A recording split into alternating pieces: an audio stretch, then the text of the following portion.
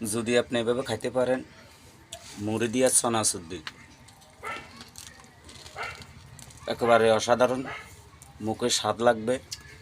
তারপরে এই যে দেখেন বাদাম, টিপ বাদাম, এই টিপ বাদামের সুন্দর করে এভাবে চুলি হেলাই, আবার এই যে মুড়ি দিয়ে বাদাম দিয়ে যদি খান আরও টেস্ট।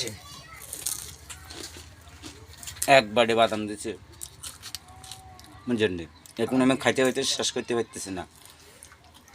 আবার মুড়ি আর চানাচুর, আমার বাড়ি হয়েছে অনেক দূর।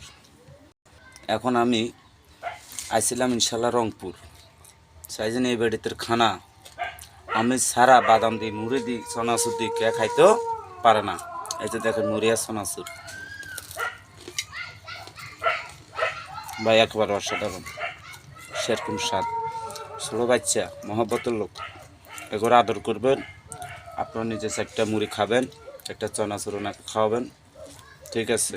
এভাবে আলহামদুলিল্লাহ বাচ্চাকে সবসময় মহব্বত করবেন, আপনার মহব্বত পাবেন ইনশাল্লাহ। দেখেন আমাদের আদরের সোনামণি।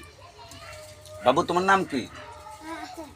মোহাম্মদ রাশেদ, ঠিক আছে?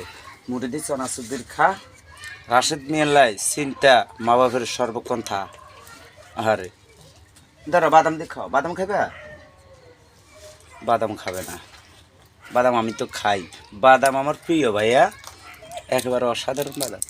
আগে খাইতাম আরি ওই আর গান কইতাম, আগানে বাগানে যাইতে মুড়ে দিয়ে গেলা দেখাইতে, সোলকা কিন্তু আরে মারি দিতে বনরং মালা, সেই গানটা। ওই যে সোলকা মানে বাদামের সোলকা আর কি, ওই যে বাদাম।